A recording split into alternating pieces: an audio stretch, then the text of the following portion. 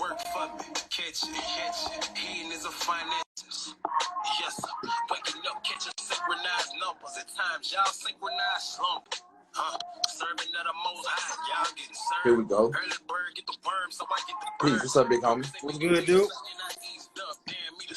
Hey, man. What up, allergies on you now? Bruh, if I wake up and I'm sneezing, the day gonna be real interesting. Put it that way. For real, man. How you doing, man? Where you at the crib right now? Yes, sir. And okay, always, man, like yourself. Big facts. Big facts. I really wouldn't change it for the world. Indeed. Man, so I want to say thank you for joining us on this live during the midday, man. The main purpose of this, man, I really wanted to, build a rapport with you all as artists, but also I really wanted to share the light that you all have as artists. Cause like, I think it's a thing where we don't put enough emphasis on, artists from, Black artists who have a different approach to making music. And you know what I'm saying? A different approach to leading a movement. You get what I'm saying? I feel like we don't put enough emphasis on that, especially when it's in the light of authenticity and not more so in the light of authenticity, but like, I don't want to say like conscious at all, but I want to more just say like more so just in the light of authenticity. You know what I'm saying? Because it ain't really about being conscious. I mean, not to me. It's, a rapper, the Migos can be considered conscious. You get what I'm saying? If you want to, Right. So I ain't gonna say conscious, but more so, man, authentic. But yeah, man, so I just want to know more about you, bro. So we're gonna pretty much start it off with where you from, man? Nashville, Tennessee, sir. Trinity Hills. Trinity Hills. Yeah, Trinity Hills, man. And how'd you get involved with music? Like most people, man, I always came up around it, you know what I mean? Like, my mom was a little older than most of my peers' moms or whatever, so I grew up with a different taste, you know what I mean? I heard a collective between, the Luther Vandross, the old school music she was playing, all the way down to, my sister, which of course she's old, but, the Tupacs. And so I just always had a large base, you know what I mean, of collective sound. It'd be like my first album that was gifted to me in the second grade. It's trippy to say that now, but was Bone Thugs and Harmony. Wow. second grade on the Bone Thugs and Harmony. Yeah, man. So they were really right there, man. Just hearing that music and the way that it was presented, you know what I'm saying, and that level of artistry with the harmonies, the fast rapping, the beats, man, it grabbed me, So I was writing poetry in elementary school, you know what I mean? I would actually write poems and actually sell them. So, yeah, poetry just kind of, snowball effect, just all about expression and, wordplay, then along with the musical influence that I was currently around. So, yeah, man, I've been at it for some time. That's how I got my start, though. For sure.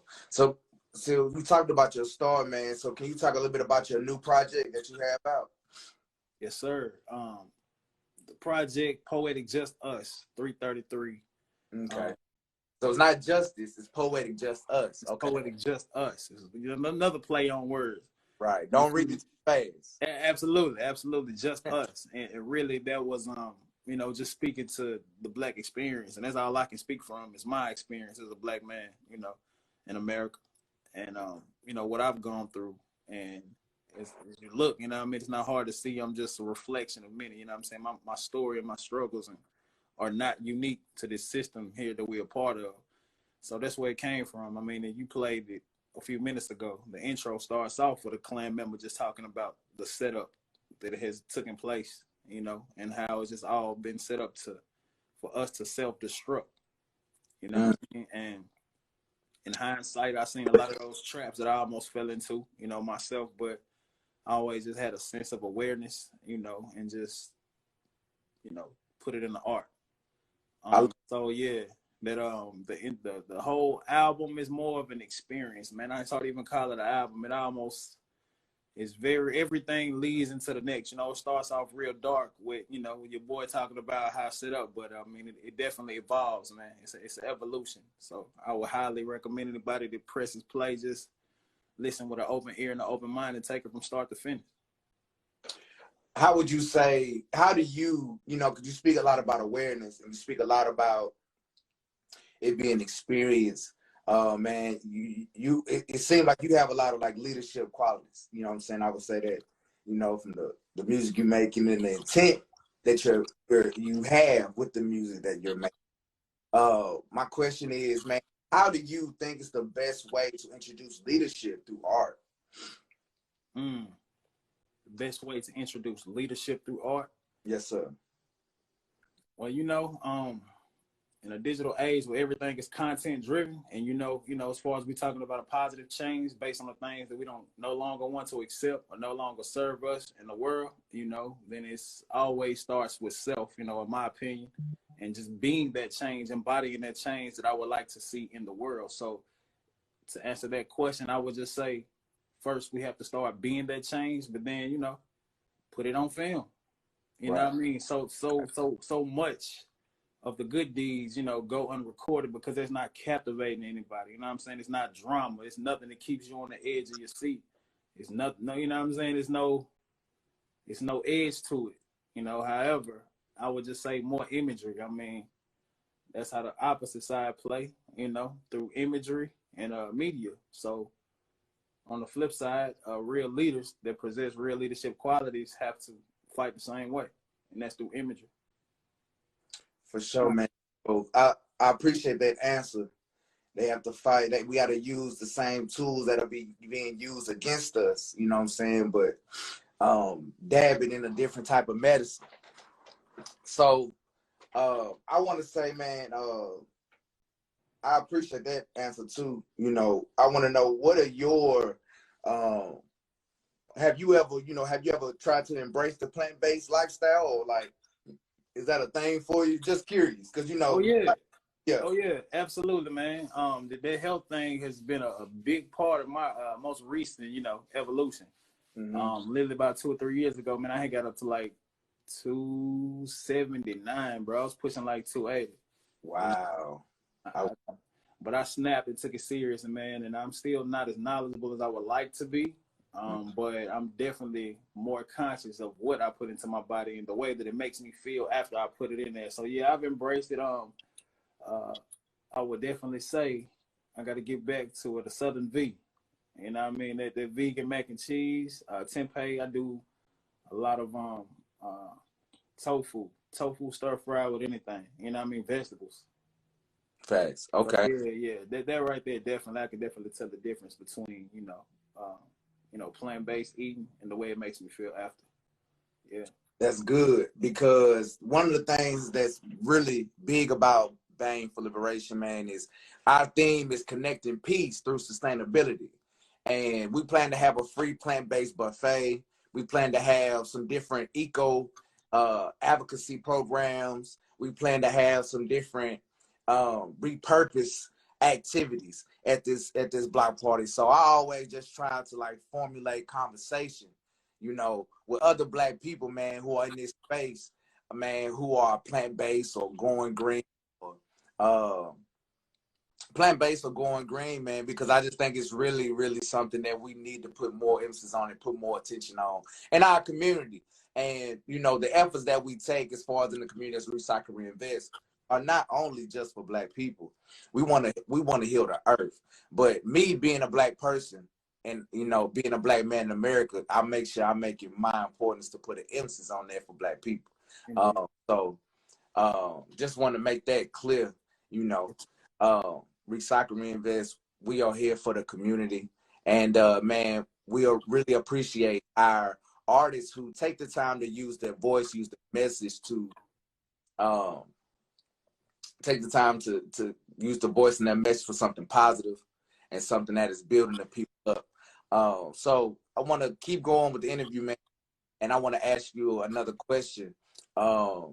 I want to get that spiel about what Bang for Liberation is and what we're about.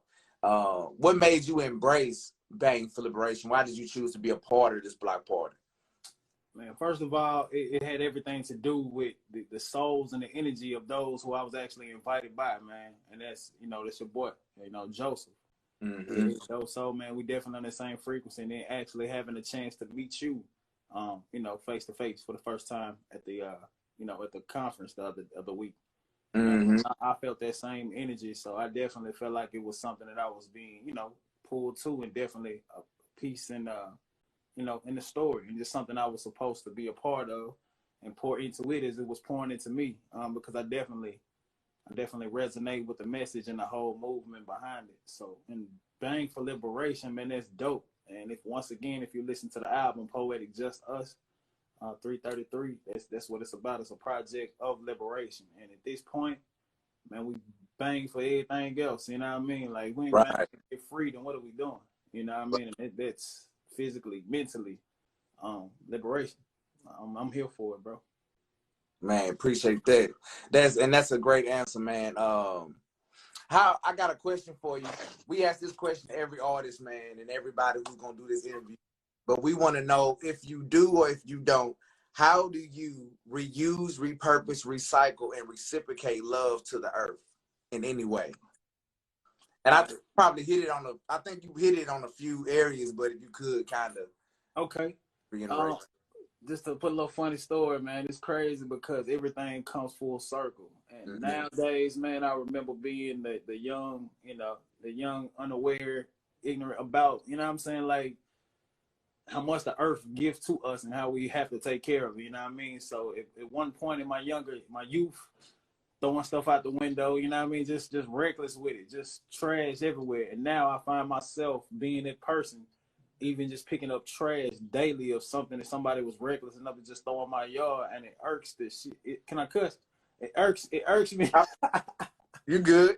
It's irking, bro, but that's that definitely is my awareness of now something has shifted, and I realize, man, it's something that we have to take care of, man. So anytime I see it anywhere around me, man, it's like trash laying in the middle of your room. You know what I mean? You would pick it up. You wouldn't just walk past it. So right.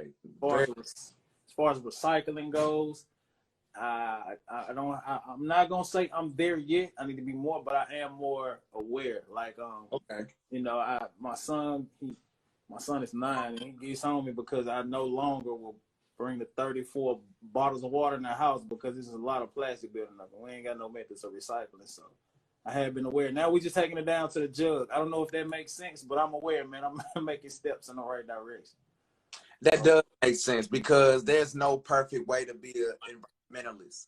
You get what I'm saying? There's no perfect way to be an environmentalist. All we can ever do is make the best effort that we can, because if we had more people, just doing what you said, like just thinking different and being aware. That's all these different tools and practices and initiatives are in place for, to help us just think different.